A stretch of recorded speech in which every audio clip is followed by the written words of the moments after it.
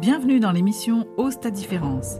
À ceux qui rêvent d'un monde nouveau, un monde où l'amour serait l'énergie de la vie, du partage, de la solidarité, plutôt que la peur qui isole et anéantit. Un monde de conscience et d'unité. Je suis Catherine Tournedouet, coach booster d'énergie, guide des traversées qui vous aide à devenir pour exister.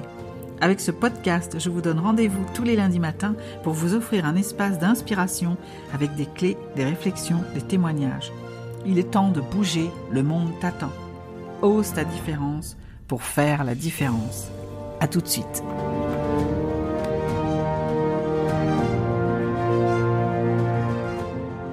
Aujourd'hui, je souhaite approfondir avec vous cette notion de vision.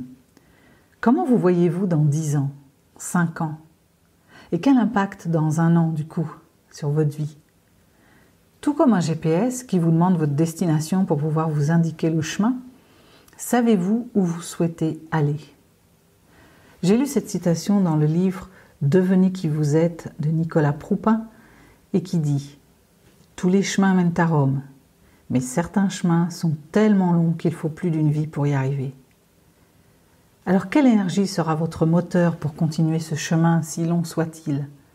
Même s'il y a un moyen de le raccourcir, ce que nous verrons dans les prochains épisodes, c'est ce qui va vous pousser à continuer, à reprendre après un découragement. Qu'est-ce qui va vous pousser à faire ça ? C'est votre raison d'être, le pourquoi vous faites les choses, le comment vous avez envie de vivre ce passage sur Terre, le pourquoi vous existez. La question est, pourquoi vous auriez envie de suivre ce chemin aussi long, escarpé soit-il ? Laissez-moi vous raconter ce conte des 3 tailleurs de pierre que vous connaissez peut-être déjà et qui exprime tellement bien ce qui peut aider à supporter les difficultés parfois d'un environnement, d'une mission, d'une situation, d'une relation. En se rendant à Chartres, Charles Péguy aperçoit sur le bord de la route un homme qui casse des cailloux à grands coups de maillet. Les gestes de l'homme sont empreints de rage, sa mine est sombre. Vraiment, on sent comme une colère. Ses gestes sont imprécis. Intrigué, Péguy s'arrête et demande « Que faites-vous, monsieur ?»« Vous voyez bien, lui répond l'homme, un peu bourru. Je casse des pierres. » Malheureux, le pauvre homme ajoute d'un ton amer. En plus, j'ai mal au dos, j'ai soif, j'ai faim. Mais je n'ai trouvé que ce travail pénible et stupide.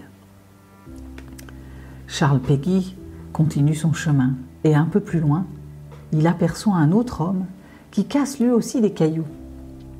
Mais son attitude semble un peu différente. Son visage est plus serein et ses gestes plus harmonieux.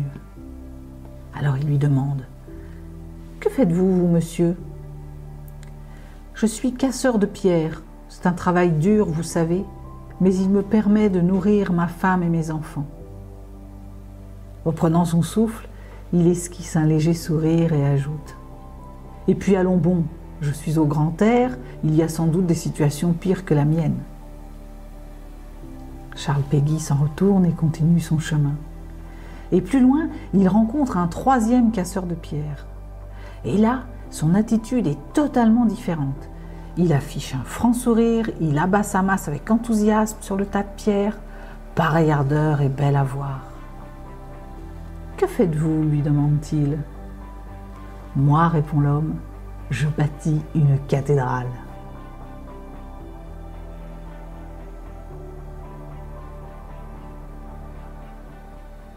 Et vous, dans quel tailleur de pierre vous reconnaissez-vous ? Quelles sont les phrases que vous pourriez vous dire quand vous regardez votre vie avec un peu de recul ?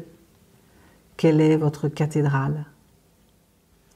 Je vous laisse avec ces questions, dont les réponses vous seront utiles pour vous éclairer sur là où vous en êtes, là où peut-être il serait bon d'aller, avant de savoir, dans les épisodes suivants, comment vous pourriez y aller.